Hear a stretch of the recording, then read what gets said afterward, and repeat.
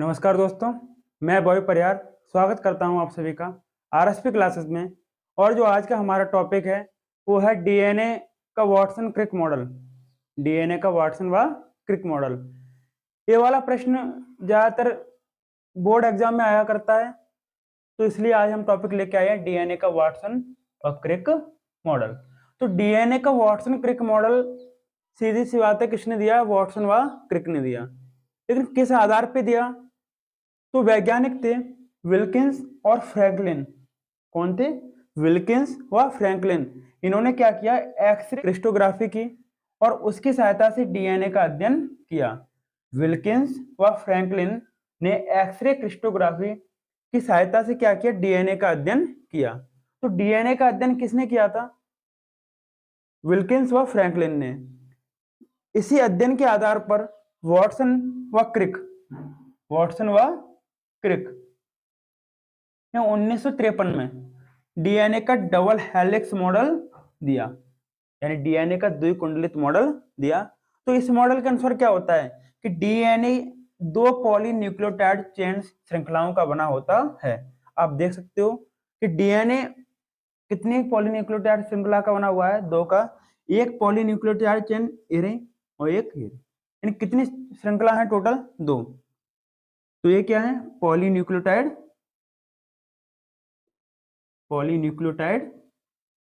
Chain,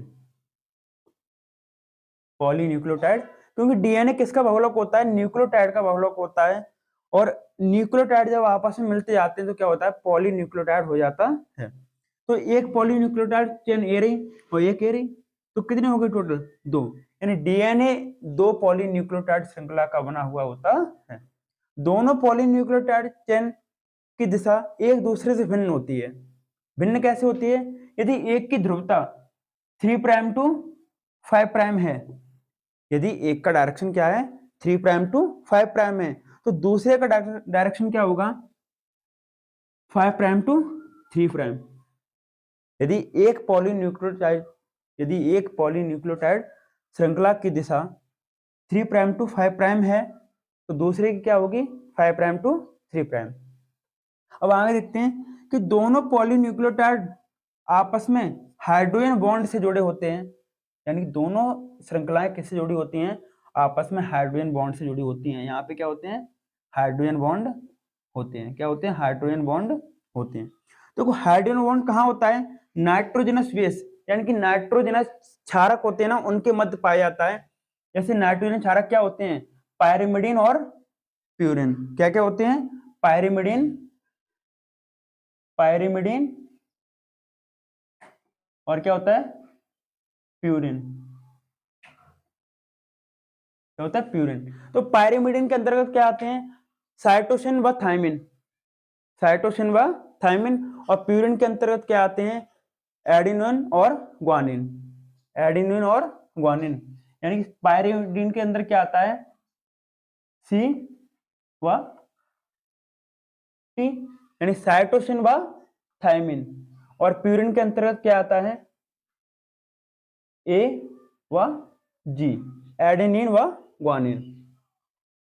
तो होता क्या है कि प्यूरिन पायरिमिडीन से जुड़ा होता है, यानी ए किससे जुड़ा होता है? टी से। और जी किससे जुड़ा होता है? सी से। सी किससे जुड़ा होगा? जी से। टी किससे जुड़ा होगा? ए से।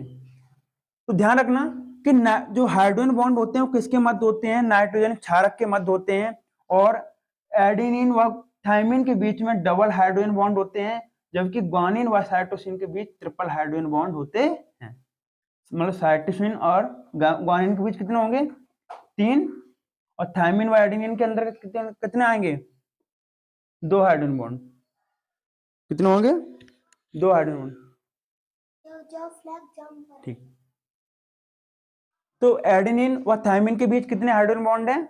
2। ग्वानिन व साइटोसिन के अंतर्गत कितने आते हैं बॉन्ड? 3 हाइड्रोजन बॉन्ड आते हैं। तो लिख सकते हैं कि एडेनिन व थायमिन के मध्य 2 हाइड्रोजन बॉन्ड, ग्वानिन व साइटोसिन के मध्य 3 हाइड्रोजन बॉन्ड उपस्थित होते हैं। दोनों पॉलीन्यूक्लियोटाइड चेन्स का व्यास कितना होता है? 20 एंगस्ट्रॉम होता है। यानी डायमीटर कितना है इनका? 20 एंगस्ट्रॉम। इन दोनों श्रृंखलाओं का जो व्यास है वो कितना है? 20 एंगस्ट्रॉम या 20 एंगस्ट्रॉम है। डीएनए अणु में इसकी रीढ़, किसकी, जो श्रृंखला है ना ए, रीढ़ किसकी बनी हुई है, फॉस्फेट शर्करा, किसकी बनी है रीढ़, phosphate plus sugar, plus sugar. तो आप लोग जानते होंगे कि डीएनए में कौन सी शुगर पाई जाती है, पेंटोस शुगर पाई जाती है और फॉस्फेट पाया जाता है। तो इनसे क्या बनी होती है, पॉलीन्यूक्लियोटाइड श्रृंखला की जो रीढ़ या बॉन्ड होती है वो किससे बनी हुई है, फॉस्फेट व शुगर से। तो इन वह इसके पद यानी सीढ़ियां हैं वो किससे बनी हुई हैं, नाइट्रोजन बेस से बनी हुई हैं। देखो A double bond T, G triple bond C, C triple bond G, T double bond A। तो ये क्या है, हाइड्रोजन बॉन्ड है। और डीएनए के एक कुंडलन में कितने होते हैं, 10 क्षार युग्म पाए जाते हैं। यानी इतने कुंडलन में कितने क्षार युग्म पाए जाएंगे, 10। यानी इतने में कितने पाए जाएंगे क्षार युग्म, 10 क्षार युग्म पाए जाते हैं। और प्रत्येक क्षार युग्म, प्रत्येक क्षार युग्म के मध्य दूरी 3.4 एंगस्ट्रॉम होती है। यानी जो क्षार युग्म है ना इनके बीच की दूरी कितनी होगी, 3.4 एंगस्ट्रॉम। और पूरे के पूरे कुंडलन में कितने हैं, 10। तो इस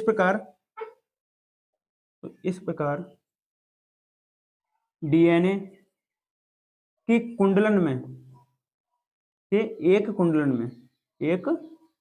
कुंडलन में 34 एंगस्ट्रॉम 34 एंगस्ट्रॉम की दूरी होती है। भाई दो के बीच में कितनी है, 3.4, 10 के में कितनी हो जाएगी, 34 एंगस्ट्रॉम हो जाएगी। तो यह है डीएनए का वाटसन व क्रिक मॉडल।